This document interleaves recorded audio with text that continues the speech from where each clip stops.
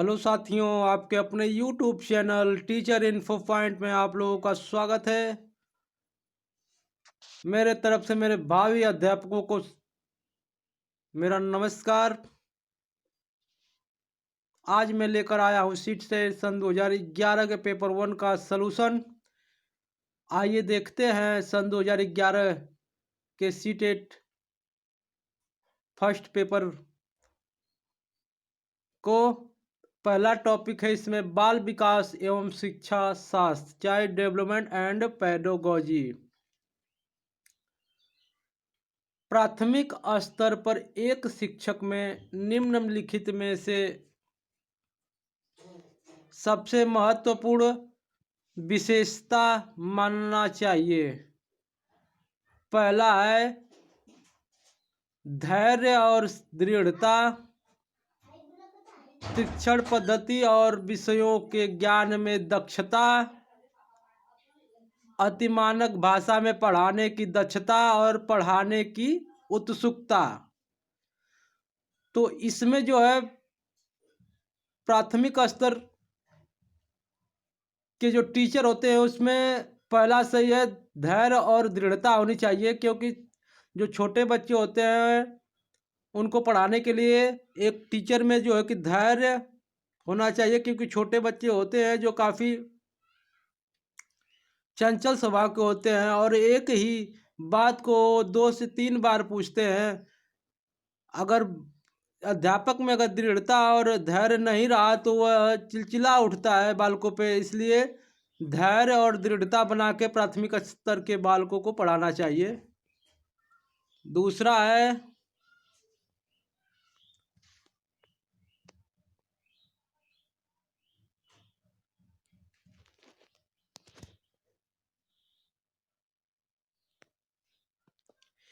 एक शिक्षक अपने लोकतांत्रिक स्वभाव के कारण विद्यार्थियों को पूरी कक्षा में कहीं बैठने की अनुमति देता है। कुछ शिक्षार्थी एक साथ बैठते हैं तथा चर्चा करते हैं या सामूहिक पठन करते हैं।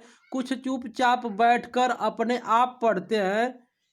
एक अभिभावक को यह पसंद नहीं आता है। इस स्थिति से निपटने का निम्न में से कौन सा तरीका सबसे बेहतर हो सकता है? अभिभावकों को प्रधानाचार्य से अनुरोध करना चाहिए कि वे उनके बच्चे का अनुभाग बदल दें। बी है अभिभावकों को शिक्षक पर विश्वास व्यक्त करना चाहिए तथा शिक्षक के साथ समस्या पर चर्चा करनी चाहिए। सी है अभिभावकों को उस विद्यालय से अपने बच्चे को निकाल लेना चाहिए। डी है अभिभावक को प्रधानाचार्य से शिक्षक की शिकायत करना चाहिए। देखिए, कुछ बच्चे जो होते हैं वह ग्रुप में रहना चाहते हैं और कुछ बच्चे जो होते हैं वो एकांत में पढ़ना चाहते हैं। तो इसके लिए आप अभिभावक को यह करना चाहिए कि क्वेश्चन आपका जो ऑप्शन बी है वह सही है। अभिभावकों को शिक्षक पर विश्वास व्यक्त करना चाहिए और शिक्षक के साथ समस्या पर चर्चा करनी चाहिए। अगला क्वेश्चन है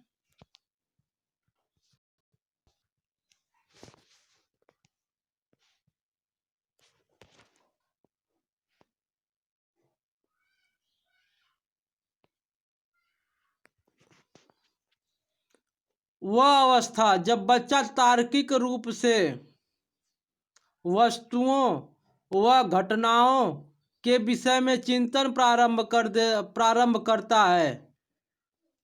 तो इसमें ऑप्शन होगा औपचारिक संक्रियात्मक अवस्था, पूर्व संक्रियात्मक अवस्था, मूर्त संक्रियात्मक अवस्था और संवेदिक प्रेरक अवस्था। तो इसमें ऑप्शन नंबर सी है, देख लीजिए। मूर्त संक्रियात्मक अवस्था में बच्चा किसी वस्तुओं व घटनाओं के विषय में चिंतन प्रारंभ करता है। इस अवस्था का प्रसार 7 से 11 वर्ष होता है। इस अवस्था में बच्चा तार्किक चिंतन एवं वस्तुओं को समझने योग्य हो जाता है। मनोवैज्ञानिक पियाजे के अनुसार बच्चे में इस अवस्था में प्रमुख 5 योग्यताओं का विकास होता है। पहला है संरक्षण, दूसरा है संख्याबोधक, तीसरा है क्रमानुसार, वर्गीकरण और पांचवा है पारस्परिक संबंध की क्षमता। अगला क्वेश्चन है मन का मानचित्रण संबंधित है। मन का मानचित्रण संबंधित है साहसिक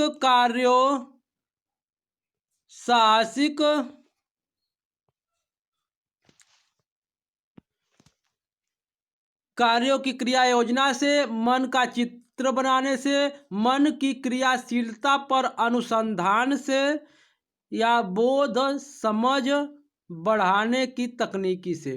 तो इसमें ऑप्शन नंबर आपका सी सही हो जाएगा, मन की क्रियाशीलता पर अनुसंधान से। आइए इसका देख लेते हैं। मन का चित्रण का अर्थ मन की क्रियाशीलता पर अनुसंधान से है। अतः अर्थानुसार किसी कार्य को करने से पहले उसकी एक रूपरेखा मन में बना लेना चाहिए।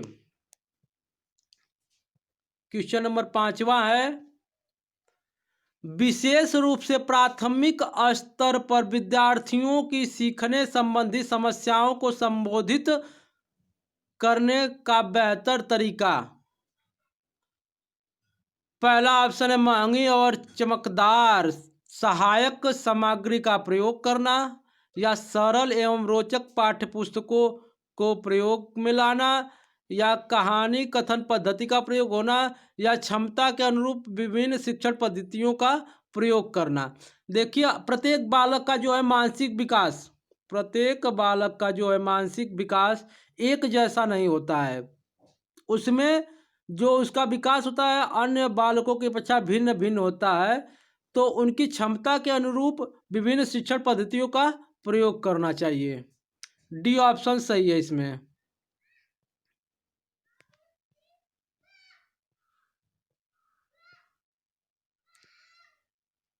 क्वेश्चन नंबर 6 देखिए क्या कह रहा है कि निम्न में से कौन सा शिक्षार्थियों में सृजनशीलता का पोषण करता है। तो प्रत्येक शिक्षार्थी के अंतर्जात प्रतिभाओं का पोषण करने के अवसर उपलब्ध कराना सृजनशीलता का पोषण करता है, या कह रहा है क्वेश्चन में।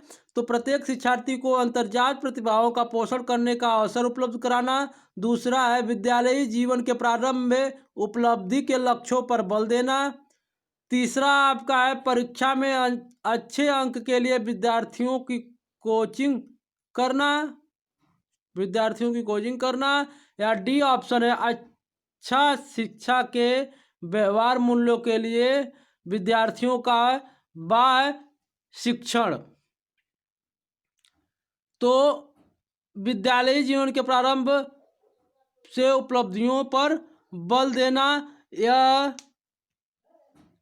या परीक्षा में अच्छे अंकों के लिए विद्यार्थियों को कोचिंग करना, या अच्छा शिक्षक व्यवहारिक मूल्यों के विद्यार्थियों का शिक्षण। इसमें सबसे अच्छा जो है ऑप्शन है, सबसे सही ऑप्शन है ए है प्रत्येक शिक्षार्थी की अंतर्जात प्रतिभाओं का पोषण करने के लिए अवसर उपलब्ध कराना।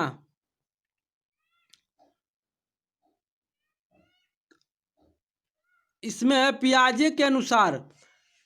अगला क्वेश्चन है पियाजे के अनुसार निम्नलिखित में से कौन सी अवस्था में बच्चा अमूर्त संकल्पनाओं के विषय में तार्किक चिंतन करना प्रारंभ कर देता है।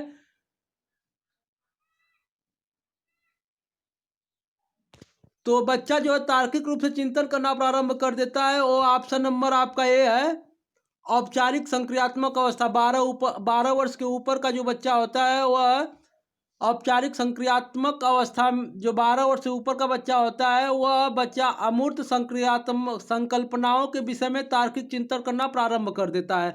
ऑप्शन 8 है। क्वेश्चन 8 सीखना समृद्ध हो सकता है कक्षा में अधिक से अधिक शिक्षण सामग्री का प्रयोग करना, या शिक्षक विभिन्न प्रकार के व्याख्यान व स्पष्टीकरण का प्रयोग करे, या कक्षा में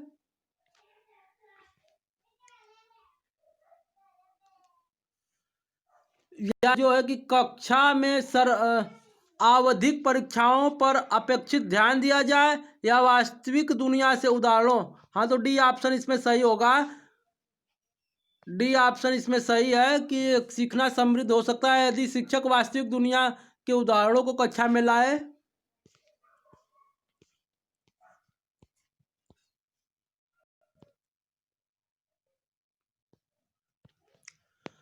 अगला क्वेश्चन, निम्नलिखित में से कौन सा कथन को सीखने की प्रक्रिया की विशेषता नहीं माननी चाहिए।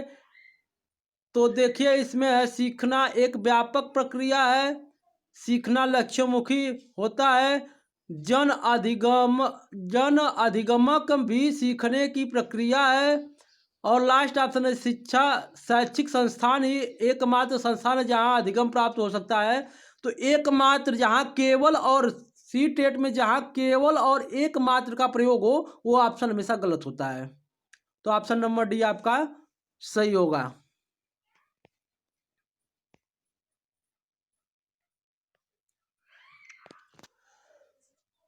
10वां क्वेश्चन है, 5वीं कक्षा के दृष्टिबाधित विद्यार्थी। ऑप्शन है के माता पिता और मित्रों द्वारा उनके दैनिक कार्यों को करने में सहायता करनी चाहिए। बी के साथ कक्षा में समान रूप से व्यवहार किया जाना चाहिए और सब सीडी के माध्यम से सहायता उपलब्ध करानी चाहिए। के साथ कक्षा में विशेष व्यवहार करना चाहिए या निचले स्तर के कार्य करने की छूट मिलनी चाहिए। देखिए, अगर बालक दृष्टिबाधित है तो उसे सामान्य रूप से व्यवहार करना चाहिए। उसको यह न लगे कि मतलब कि मुझे विशेष व्यवहार दिया जा रहा है। अगर विशेष व्यवहार दिया जा रहा है तब भी उसको गिल्टी फील होगी। तो इसमें ऑप्शन नंबर बी जो है सही होना चाहिए, श्रव्य सीडी के माध्यम से सहायता उपलब्ध करानी चाहिए। बी ऑप्शन एकदम सही है।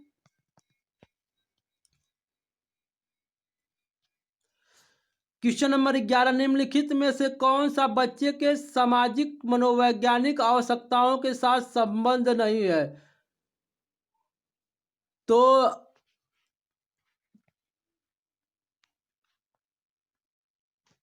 निम्नलिखित में से कौन सा बच्चे की सामाजिक मनोवैज्ञानिक आवश्यकताओं के साथ संबंध नहीं है। तो संवेगात्मक सुरक्षा की आवश्यकता, शरीर में अपशिष्ट पदार्थों का नियमित रूप से बाहर निकलना, संगति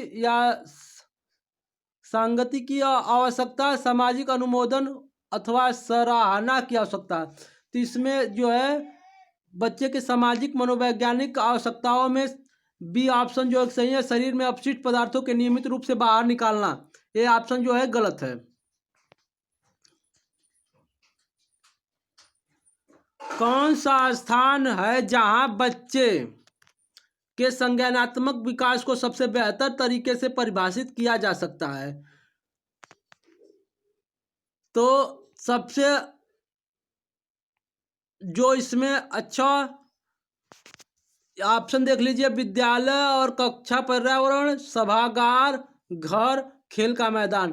तो विद्यालय और कक्षा के पर्यावरण इसका सही ऑप्शन हो जाएगा, जिसमें बालक के संज्ञानात्मक विकास के बारे में बेहतर तरीके से परिभाषित किया जा सकता है।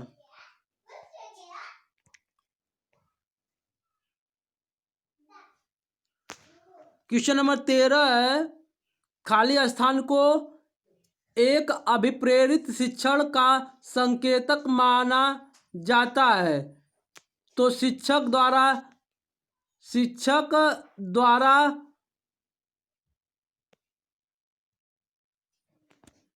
दिया गया उपचारात्मक कार्य, या विद्यार्थियों द्वारा प्रश्न पूछना, या कक्षा में एकदम खामोशी, या कक्षा में अधिकतम उपस्थिति। तो बी ऑप्शन इसमें सही है कि अगर विद्यार्थियों द्वारा प्रश्न पूछने की क्रिया को जो है एक टीचर को अभिप्रेरित करना चाहिए कि बच्चा जो है अपने अंदर के प्रश्नों को जो है कि पूछ सके। कुछ टीचर जो होते हैं वह भय का माहौल स्कूल में बनाते हैं, क्योंकि कक्षा में बनाते हैं, जिससे विद्यार्थी के अंदर का जो प्रश्न पूछने में वह डरता है और अच्छे से बात करने में भी कतराता है। तो यह एक अच्छे टीचर को नहीं करना चाहिए।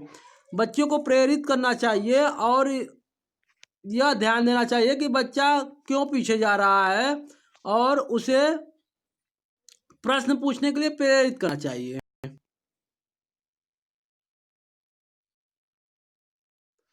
अगला है निम्न में से कौन सा बुद्धिमान बच्चे का लक्षण नहीं है।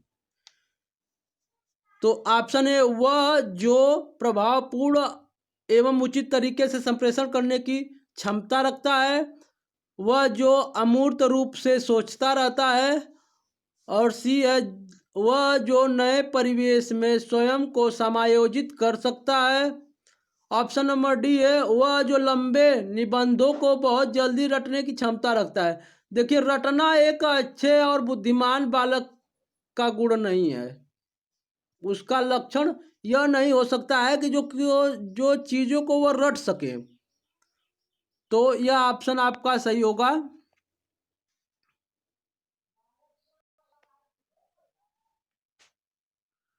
अगला क्वेश्चन है, बच्चे दुनिया के बारे में अपनी समझ का सृजन करते हैं, इसका श्रेय जो है किसको जाता है। तो बच्चे दुनिया के बारे में अपनी समझ का सृजन करते हैं, यह पियाजे द्वारा कहा गया है कि बच्चे जो है दुनिया के बारे में अपनी समझ का सृजन करते हैं। कृतिका अक्सर घर में ज़्यादा बात नहीं करती, लेकिन विद्यालय में वो काफ़ी बात करती है। यह दर्शाता है, क्या दर्शाता है? जो कृतिका है घर पे बातें नहीं करती है, लेकिन अपने कक्षा में, अपने विद्यालय में काफ़ी तेज बातें करती हैं। तो क्या दर्शाती है वो?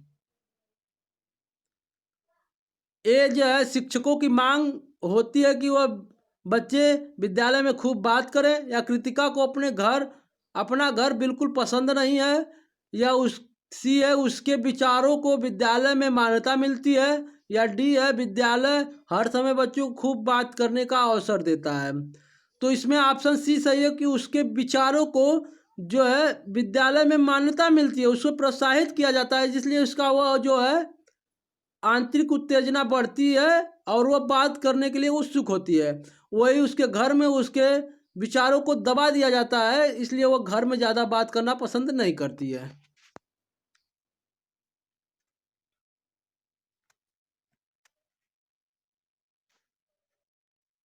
एक शिक्षक को अपने विद्यार्थियों की क्षमताओं को समझने का प्रयास करना चाहिए। निम्नलिखित में से कौन सा क्षेत्र उस उद्देश्य का संबंध रखता है।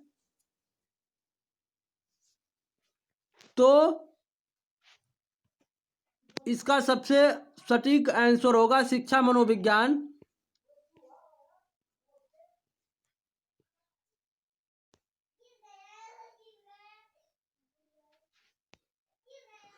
सीखने की प्रक्रिया में अभिप्रेरणा सीखने की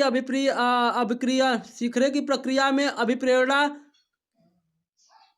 ऑप्शन ए है, पिछले सीखे हुए को नए अधिगम से अलग करती है।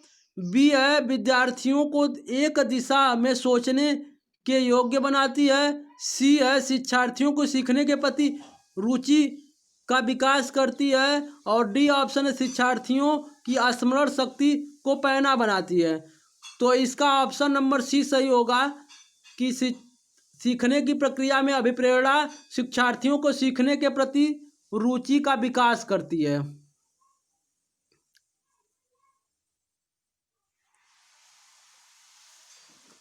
शिक्षा के क्षेत्र में पाठ्य चर्चा शब्दावली की ओर संकेत करती है। शिक्षा के क्षेत्र में पाठ्य चर्चा जो है शब्दावली की ओर संकेत करती है। देख लीजिए, पहला ऑप्शन है विद्यालय का संपूर्ण कार्यक्रम जिसमें विद्यार्थी प्रतिदिन अनुभव प्राप्त करते हैं, या मूल्यांकन प्रक्रिया, या कक्षा में उपयुक्त की जाने वाली पाठ्य सामग्री, या शिक्षक पद्धति और पढ़ाई जाने वाली विषय वस्तु। इसका जवाब दे दीजिए आप लोग। चलिए, इसका ऑप्शन नंबर जो है कि ए सही है, विद्यालय का संपूर्ण कार्यक्रम जिसमें विद्यार्थी प्रतिदिन का अनुभव प्राप्त करते हैं।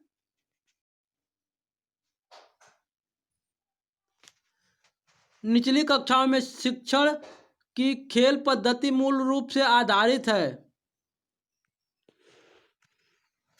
तो शिक्षण पद्धति के सिद्धांतों पर, विकास एवं वृद्धि के मनोवैज्ञानिक सिद्धांतों पर, या शिक्षण के समाजशास्त्रीय सिद्धांतों पर, या शारीरिक शिक्षा कार्यक्रमों के सिद्धांत पर। इसका ऑप्शन नंबर जो है कि बी सही है, विकास एवं वृद्धि के मनोवैज्ञानिक सिद्धांतों पर।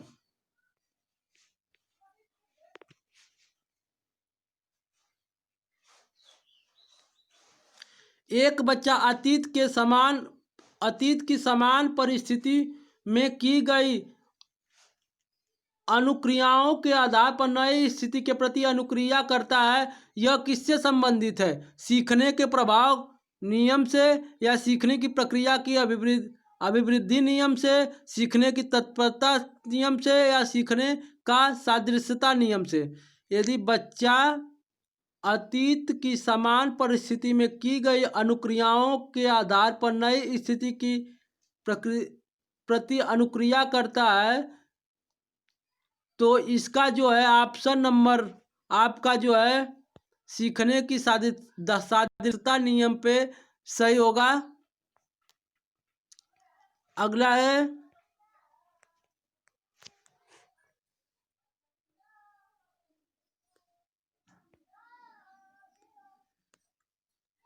एक प्रतिभाशाली होने का संकेत नहीं होता है तो दूसरों से झगड़ा करना, यह जो एक प्रतिभाशाली बालक का जो है संकेत नहीं है। विशेष आवश्यकता वाले बच्चों को शिक्षा और उपलब्ध कराई जानी चाहिए अन्य सामान्य बच्चों के साथ। विशेष आवश्यकता वाले बच्चों को शिक्षा उपलब्ध करानी चाहिए तो विशेष विद्यालयों में विशेष बच्चों के विकसित पद्धति के द्वारा, या विशेष विद्यालयों द्वारा, या विशेष विद्यालयों में शिक्षकों द्वारा, या अन्य समान बच्चों के साथ। तो अन्य समान बच्चों के साथ इनको शिक्षा उपलब्ध कराई जानी चाहिए। आकलन को उपयोगी और रोचक प्रक्रिया बनाने के लिए विद्यार्थियों को बुद्धिमान या औसत शिक्षार्थी की उपाधि देना, या शैक्षिक व शैक्षिक क्षेत्रों में विद्यार्थियों को सीखने के बारे में जानकारी प्राप्त करने के लिए विविध तरीकों का प्रयोग करना, या प्रतिपूर्ति या फीडबैक देने के लिए तकनीकी भाषा का प्रयोग करना, अलग अलग विद्यार्थियों में तुलना करना। तो इसका ऑप्शन नंबर आपको लोगों का बी सही है।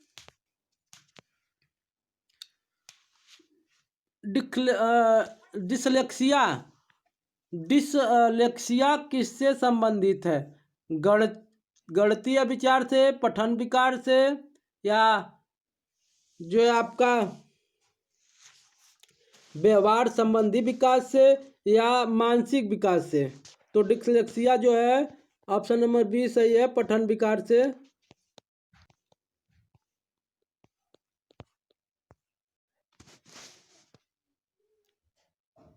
अगला क्वेश्चन, बच्चों की सीखने की प्रक्रिया में माता पिता को